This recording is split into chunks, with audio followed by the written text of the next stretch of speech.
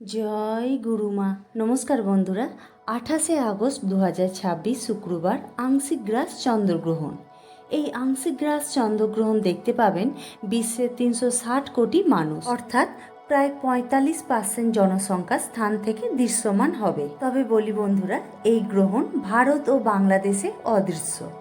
ভারতে গ্রহণ শুরু দিবা 8টা 4 মিনিটে, গ্রহণ সমাপ্তি দিবা 11টা 22 মিনিটে, উপচ্ছায়া স্পর্শ দিবা 6টা 52 মিনিটে এবং উপচ্ছায়া মোক্ষ দিবা 12টা 33 মিনিটে।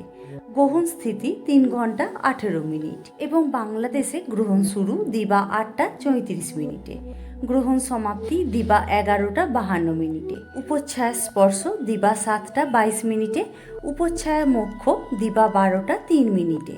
তবে বন্ধুরা, ভারত ও বাংলাদেশে যেহেতু এই গ্রহণ অদৃশ্য, তাই এর সূতককাল প্রযোজ্য হবে না। ধর্মশাস্ত্রের স্পষ্ট নিয়ম হলো যে গ্রহণ খালি চোখে দেখা যায় না, সেখানে কোনো সূতককাল বা ধর্মীয় অশুদ্ধি প্রযোজ্য হয় না।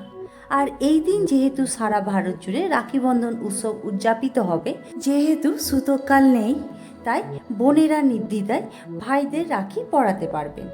এবার বন্ধুরা, আমরা জেনে নেব এই গ্রহণ কোথায় কোথায় দৃশ্যমান হবে। এই গ্রহণ Antarctica, Africa, Europe, Asia, Bharat মহাসাগর, আটলান্টিক মহাসাগর ও প্রশান্ত মহাসাগরের দৃশ্য।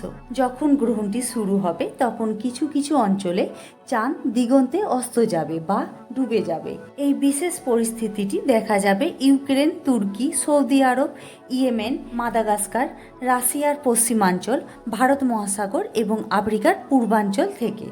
আর যখন গ্রহণটি শেষ হবে তখন কিছু কিছু অঞ্চলে চাঁদ সবে মাত্র আকাশপটে উদিত হবে। এই রূপটি দেখা যাবে আলাস্কার বেশ কিছু অঞ্চল, নিউজিল্যান্ড এবং প্রশান্ত মহাসাগরীয় এলাকা থেকে।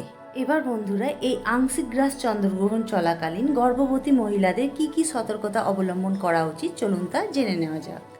গর্ভবতী মহিলাদের ঘরের ভেতরে থাকার পরামর্শ দেওয়া হয়। এই সময় বাইরে বের হওয়া বা সরাসরি আকাশের নিচে না যাওয়াই ভালো।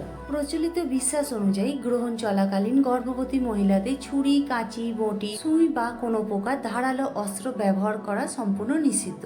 মনে করা হয় এর ফলে গর্ভস্থ শিশুর ক্ষতি হতে পারে।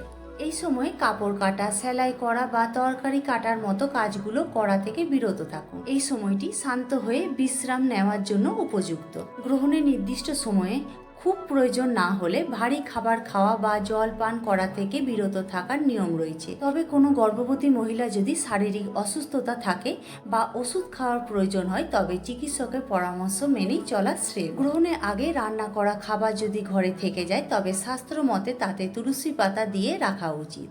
তুলসী পাতা গ্রহণের নেতিবাচক প্রভাব থেকে খাবারকে মুক্ত রাখে বলে বিশ্বাস করা হয়। প্রচলিত বিশ্বাস অনুযায়ী গ্রহণ চলাকালীন বিছানায় শুয়ে ঘুমানো এড়িয়ে চলা উচিত। এই সময়ে সোজা হয়ে বসা বা হালকা হেলান দিয়ে আরাম করা ভালো, তবে গভীর ঘুমে আচ্ছন্ন হওয়া ঠিক নয়। গ্রহণের নেতিবাচক শক্তি দূর করতে এবং মনের শান্তি বজায় রাখতে এই 3 ঘন্টা 18 মিনিট সময়ে নিজের ইষ্ট দেবতার নাম স্মরণ করুন, ধর্মীয় গ্রন্থ পাঠ করুন বা পজিটিভ চিন্তা করুন। গ্রহণ সম্পূর্ণরূপে শেষ হয়ে যাওয়ার পর, অর্থাৎ দুপুর 12টা 33 মিনিটের পর গর্ভবতী মহিলাদের স্নান করে নেওয়ার পরামর্শ দেওয়া হয়।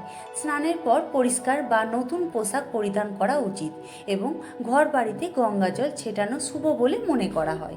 বন্ধুরা, বিজ্ঞান এবং লোকবিশ্বাসের ধারণা আলাদা হলেও গর্ভবতী মায়ের মানসিক শান্তি এবং সতর্কতা সবসময় সবার আগে। আশা করি 2026 সালে এই চন্দ্রগ্রহণ সংক্রান্ত তথ্যগুলো আপনাদের ভালো লেগেছে। ভিডিওটি উপকারী মনে হলে অবশ্যই লাইক করুন এবং আপনার পরিচিত গর্ভবতী মা ও পরিবারের সাথে শেয়ার করুন। এই ধরনের আরও তথ্য পেতে আমাদের চ্যানেলটি এখনই সাবস্ক্রাইব করে রাখুন। আপনার কোনো মতামত বা প্রশ্ন থাকলে নিচে কমেন্ট বক্সে জানাতে ভুলবেন না। সবাই ভালো থাকুন, সুস্থ থাকুন। ধন্যবাদ।